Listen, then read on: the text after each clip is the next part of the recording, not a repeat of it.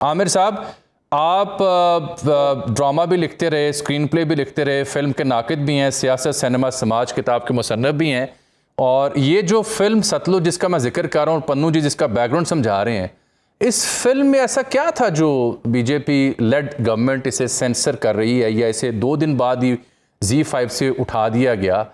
क्या था ऐसा? और भारत तो अपने आप को बड़ी सबसे डेमोक्रेसी करार देता है। जावी साहब, शुक्रिया मुझे लेने का। सिर्फ भारत का मसला नहीं है, फिल्में हॉलीवुड में भी सेंसर होती हैं। जी, पूरी दुनिया पाकिस्तान में भी होती हैं। पूरी दुनिया में है, क्योंकि फिल्म का एक कंट्रोल तो है ना, जो राइटर और डायरेक्टर के हाथ में है। दूसरा जो सबसे बड़ा कंट्रोल है वो स्टेट के हाथ में रहता है, सेंसरशिप के हाथ में रहता है। और ये सेंसरशिप बाज़ का फोर्स करती है लोगों को उसके ऊपर जाने पे, सेल्फ सेंसरशिप पे जाने। अच्छा, इसने सतलुज कह लें या पंजाब 95 कह लें या गुल्लूकारा, जो टर्म उन्होंने यूज की है इसमें, ठीक है, वो फिल्म का पहले नाम भी तजवीज हुआ था जिसका मतलब जेनोसाइड है या हॉलोकॉस्ट है। ये पंजाब में 2-3 जगह पे इस्तेमाल हुआ। जब पंजाब पे बरूनी हमलावर हुए तो वारिस शाह ने इस लफ्ज को इस्तेमाल किया। हाँ। और उसके बाद 47 में जो हमारी जेनोसाइड हुई है पंजाबियों की, उसके ऊपर ये वर्ड जो है इस्तेमाल किया गया। तो फिल्म का एक पॉलिटिकल मैसेज अपनी जगह पर मौजूद है, और वो मैसेज है कि रियासती जबर जो है वो किस तरह से लोगों की मरने के बाद भी आइडेंटिटी छीन कर उनको जो है वो खत्म कर रहा है, और जबर के जरिए एक तहरीक जो है वो दबाई जा रही है। और वो जबर इतना गहरा है, वो ये नहीं देख रहा कि ये 14 साल का बच्चा है, ये खातून है, ये बूढ़ा है, या ये अभी बिल्कुल नौखेज जवान है। बिल्कुल ठीक। वो उनको ब्रूटली जो है क्रश करने पे उतरी हुई है। और फिल्म जो है उसने मेलोड्रामिक जो सिचुएशंस हैं वो कहीं भी नहीं की। ठीक। बहुत हद तक ऐसी फिल्मों के अंदर इंसाफ कर जाना या स्टोरी के साथ जुड़े रहना, या उसको एक आप कह लें कि सिनेमैटिक आर्ट के अंदर ढालना बड़ा मुश्किल काम जो है वो बन जाता है। इस तरह की मोस्टली फिल्में अगर आप देखें हॉलीवुड में, तो आपको हॉलोकॉस्ट के ऊपर इस तरह की फिल्में जो है वो नजर आती हैं। बिल्कुल आती हैं। और जो शाहकार समझी जाती हैं, ये फिल्म कहीं उस लेवल की है। अब बात है सेंसरशिप की और बीजेपी की। तो सर, इससे पहले रिलीज हुई है धुरंधर जी, ठीक है, उससे पहले केराला स्टोरीज रिलीज हुई है, उससे पहले कश्मीर फाइल्स रिलीज हुई है। इन सारी फिल्मों को रियासत ने ना सिर्फ टैक्स की छूट दी, हाँ, पॉलिटिकल इंडोर्समेंट दी।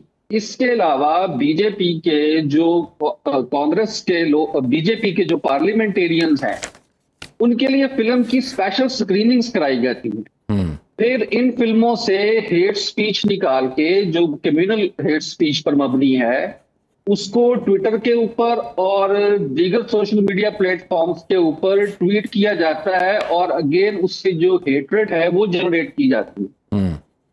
तो मुझे तो कहीं कहीं लगता है, बल्कि मैं बड़ा समझता हूं कि ये हॉरिबल है कि जिस तरह से आरएसएस बॉलीवुड के अंदर अपना दामन फैला रही है, और अभी हमें हर जो बड़ा डायरेक्टर है, एक्टर है, वो आरएसएस की मीटिंग्स में जाता हुआ नजर आता है। जी जी, बिल्कुल, गोद में बैठा नजर आता है। और केराला स्टोरी 2 को जब मैंने देखा तो मेरे रोंगटे खड़े हो गए, क्योंकि इससे पहले सेकेंड वर्ल्ड वॉर में गोएबल जो था वो फिल्मों को इसी तरह से टैक्स छूट देता था। बिल्कुल बिल्कुल, पॉलिटिकल इंडोर्समेंट मिलती थी, हिटलर के लिए स्पेशल स्क्रीनिंग उसकी करवाई जाती थी। जी जी, और प्रोपेगेंडा मिनिस्ट्री को देखता था। प्रोपेगेंडा। वहां एक फिल्म बनी थी जूसस। जूसस का वो बहुत ज्यादा मददार था, जिसमें जो एक यहूदी है उसको जर्मन्स जो है वो मार देते हैं कि वो उनकी इज्जतों का लुटेरा है, उसका घर मिसमार कर देते हैं।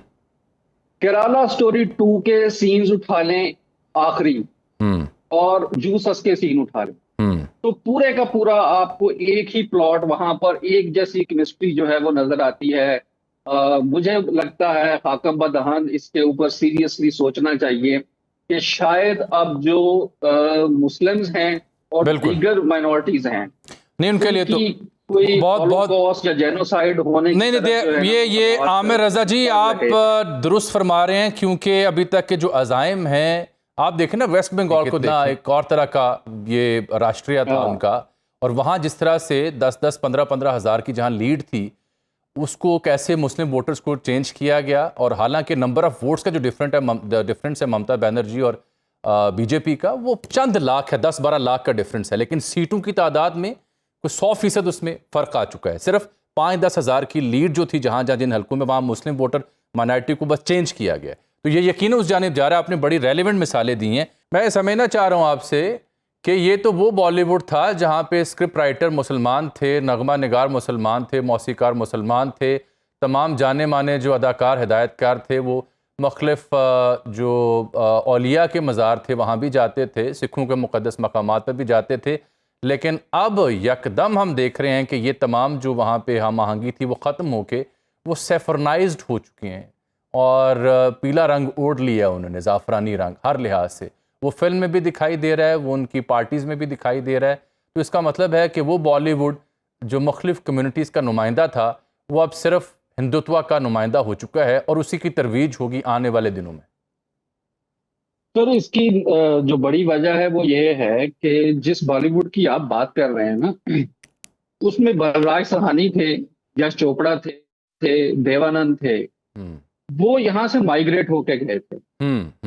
और नेहरू जी की पॉलिसीज जो थी वो एक सेकुलर इंडिया, गो उस वक्त वो पूरा सेकुलर नहीं था, एक सेकुलर इंडिया बनाने की थी। उस वक्त के हिंदुस्तान के अंदर भी अगर हम देखें तो इस्मत चुगताई का अफसाना गर्म हवा, उसके ऊपर फिल्म बनी और वो फिल्म सेंसर बोर्ड ने पास नहीं की। वो बड़ी मुश्किल से बाद में पास हुई कि जिसमें आपने मुसलमान जो है उनको, उनकी डिस्प्लेसमेंट जो है वो दिखाई गई है। फिर गोविंद निहानी की थी, भीष्म साहनी के नॉवल तम्स के ऊपर ड्रामा सीरीज उन्होंने बनाया दूरदर्शन के लिए। वो कोर्ट ने देखने के बाद इजाजत दी, वरना वहां पर फसादात शुरू हो गए थे कि जी ये ड्रामा हम टीवी के ऊपर चलने नहीं देंगे जी। बड़ी मुश्किल से उसको इजाजत मिली। अब मसला ये है कि जो बॉलीवुड को अब लोग रन कर रहे हैं वो इंडियन है, वो हिंदुस्तानी नहीं है। हिंदुस्तान से मेरी मुराद अनडिवाइडेड इंडिया है। ठीक ठीक। यश चोपड़ा साहब यहाँ से गए थे, आप उनकी फिल्म धर्मपुत्र उठा के देख लें, जहां पर एक मुसलमान बच्चा इंतहा पसंद हिंदू बन जाता है और वो पार्टीशन के ऊपर अपनी ही फैमिली के मध्य मुकाबले खड़ा हो जाता है। और जब बाद में पता चलता है कि वो खुद मुसलमान है, वो कहता है कि मेरे पांव तक से जमीन निकल गई है। ये वो बॉलीवुड था और अब बॉलीवुड जो है वो कश्मीर फाइल पर आके रुका हुआ है। बिल्कुल ठीक। दूसरी बात ये है कि सरदार जी जो कह रहे हैं वो बात ठीक है, उनकी फिल्म ने बहुत से सवालात छेड़े हैं। जो इंडियन लेफ्ट के लोग हैं पंजाब के, वो तो ये भी कह रहे हैं कि इस सारी मूवमेंट के अंदर जो ज्यादा नुकसान हुआ उस वक्त जो खेत के मजदूरों की एक तहरीक थी लैंडलॉर्ड्स के खिलाफ, वो भी इसके रगड़े में आई और पुलिस ने उनको भी बेदरेग असैसिनेट करके उस तहरीक को किला कमा करके कंसोलिडेट किया। अच्छा, अब अगर ये चलती है तो सर आप फिर कश्मीर की जो मिसिंग पर्सन्स हैं वहां आप उसका क्या करेंगे ना। अरुंधति रॉय का जो नॉवल है मिनिस्ट्री ऑफ अटमोस्ट हैप्पीनेस, जी जी जी जी, वहां से लाशें कैसे छीनी जाती हैं, जो कश्मीरी मारे जाते हैं इंडियन फोर्सेस के हाथों, उनको कैसे दफनाया जाता है, उनको कैसे बहाया जाता है, फिर तो उनके जवाबात भी आपको देने पड़ेंगे ना अगर आप उस फिल्म को चलाते हैं।